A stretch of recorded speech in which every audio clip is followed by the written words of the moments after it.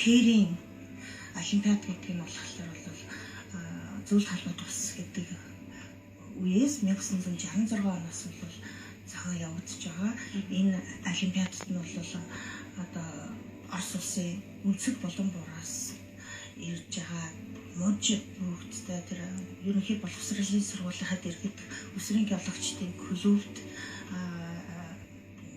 явж тэнцээ уралдаанд тэндээсээ шалгараад оролцож байгаа хүүхдүүд оролцдог. 2007 оноос бол Оросын геологийн холбоо болон Монголын геологийн холбооны хамтын ажиллагааны дагуу бол манай Монголын өсрийн геологчдыг бол урьж оролцуулж эхэлсэн. Тэгээ энэс эхлээд бол олон улсын шин чанартай нээлттэй олимпиад болсон.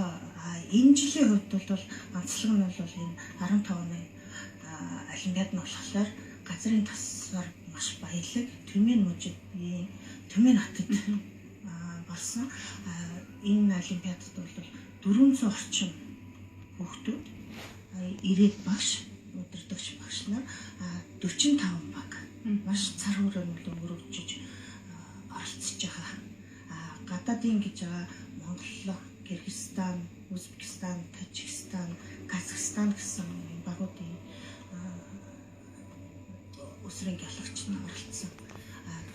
Энэ тэмцээнд болохоор 14-өөс доошгүй насны хүүхдүүд тэгээ 2-оос 4 төрлийн геологийн тэмцээнд оролцох хэрэгтэй байдаг. Тэгээд энэ олимпиадад нь болохоор 12 төрлийн геологийн тэмцээн байгаа. Одоо энд нь бол геологийн маршрут, геологийн төсөл байгуулах, бичлэг угаах, палеонтологи, минералоги, за тэгээд геологийн судалгаа хээр явсан судалгааныхаа геологийн тайлан хамгаалах, бас өөр өөрсдийнхээ орон нутгийн геологийн тийм дурсгалт газруудыг танилцуулах, за техник аюулгүй одоо хээрийн нөхцөлийн тийм үндэс бас геологийн зогсоол тийм хээрийн зогсоолыг бэлтгэх гэдэг ингээд бас газарт болсон юм цацргийн үүсвэрийг радиометрийн хэмжлэлээр олж илрүүлэх гэдэг ингээд их олон төрлийн тэмцээн. Энэ жил бас 12 дахь буюу шинэ бас нэг тэмцээнийг нэмж оруулсан. Энэ жилийн олимпиадын онцлог нь бол тэр нь болохоор энэ нефттэй холбоотой газрын тосыг, газрын гүнд байгаа газрын тосыг цаанагийн геоцгийн цахилгааны картажийн тийм бичлэгийн тайлалт хийж одоо шаврын үе давхарх доторх тэр газрын тос агуулсан элсийг ялгаад одоо тэр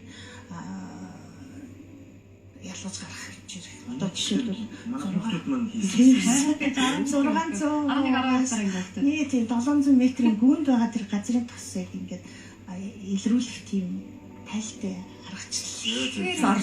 Өсвөрийн геологч шиг дуудахаас аргагүй би бүр гайхаад тэгээ манай хүүхдүүд чинь за хоёр дүүгээс асуумаар тэмцээнд оролцоход мэдээж маш олон хүүхдүүдтэй өрсөлдсөн баг. Тэгээд өсвөрийн геологчийг энийг мэрэгчдэг сургуультан сурч төгсдөг зүйлийг дүүнер маань авчаад хийсэн байж тээ. Ер нь хэр хэцүү байв. Тодорхой хэмжээгээр бэлтгэл хангасан уу, бэлтгэл хийсэн үү? Нэг сарын хугацаанд бэлтгэний оролцсон. Тэгээд ялангуяа палеонтологоор оролцсон болохоор тэд бичлэгээр зөндөө уншиж бэлдсэн. Геологоор оролцсон, тэр чиглэлээр бас бэлдсэн. Тэгээд нэг сарын хугацаанд бэлдсэн болохоор гайг оролцсон.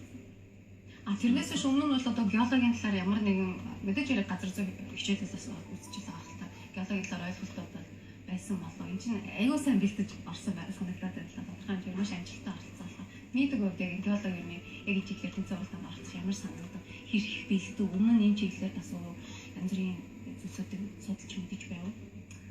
Өмнө нь бол сургууль дээр газар зүйн хичээл үздэг байсан. Тэгээд сарын хугацаанд маш сайн бэлдсэн ачаар бид очиод газар зүйн тайлан тавьсан. Би манай ангараг гээд манай ангийн хүүхдээ бас хамт явсан. Газар зүйн тайлан тавиад тэгээд тусгай барь эзэлсэн. Ямар сэдвэр вэ? Багнуурын нүүрсний уурхай. За.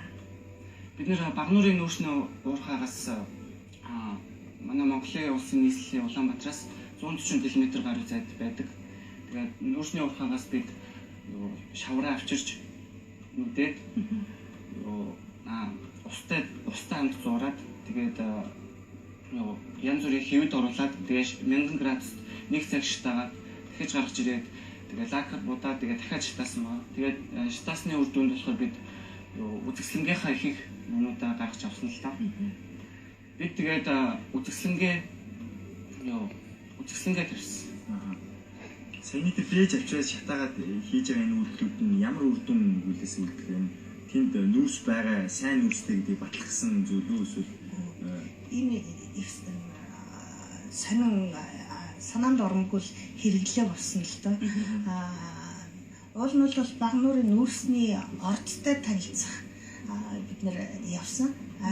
Гэтэл бол тэрэнд бол каолин гэдэг нэг юм цаан шавар бас давхар юм хаягдл болоод бүр уул аваа болсон хаягдл юм болсон байдгийн билээ. давхар агуулмж байна. Тийм хажуугаар нүүрснийхээ хажуугаар тэр чинь нүүрс маань нөгөө хэд хэдэн давхар хурцсан дотор л агуулгаддаг болохоор тэр хаягдлыг нь бид нэр авцраад туршиж үзсэн. Энэгээр шаазан баг Монголд бол тэр шаазан баг гэж хийдгүү тийм хятад улсаас алдартай шаазан баг орно шүү дээ.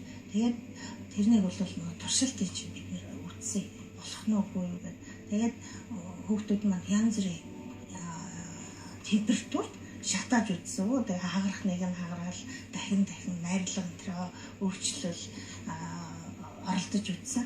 Тэгээд энийг нь болохоор бол тэр Оросын нэг шүүгчд нь бол хүүхдүүдэд их урам дэм өгдөг. Энэ тэмцээн бол гол нь нэг байр эзлэхтэй биш. Хоорондынх нь тэр сайхан хоорондоо уулзаж танилцаж тийм ээ. Тэгээ хүүхдэд ирээдүйн тэр дэм өгөх үүднээс бол ингэж бас нэг их сайхан хандлага байдгийг. Гэсэн чинь биднэрт болохоор ямар номинацаар шагнасан гэхээр бол одоо геологийн судалгааны үр дүнг санаанд ормгүй ахын хэрэглээнд ашигласан гэсэн тийм номинацаар биднэрт бас нэг шагнал өгсөн. Геологийн тайлангийн хамгаалтаар намын тавигаас асуух зүйл нь олон цагаан зөвлөлтийг сурч авсан. Мэддэг бол яг энэ балетад оролцоод ирсний дараа төрсэн сэтгэл үр дүн ер нь их олон зүйлүүдийг сурч чадсан байлаа тийм ээ.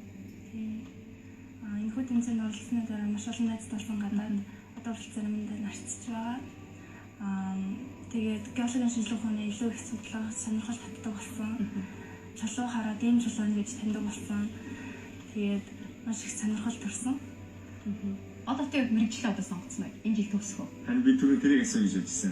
Хоёр чинь бол 10 жилийн сурагчид. Тэгээд шууд геологч хүний хийдэг ажлуудыг явуулах. Чиний төсөөлж исэн мэрэгжил сонголтын дээр нөлөөлөв. Нөлөөсөн гэж хэлж болно. Ягаад гэвэл гадаад очиод тэр олимпиадад оролцоход үнэхээр их туршлага яасан гомдлуулсан. Тэгээд геологчдын яг салбарт яг ийм хэцүү байдлаар улстай юу сайн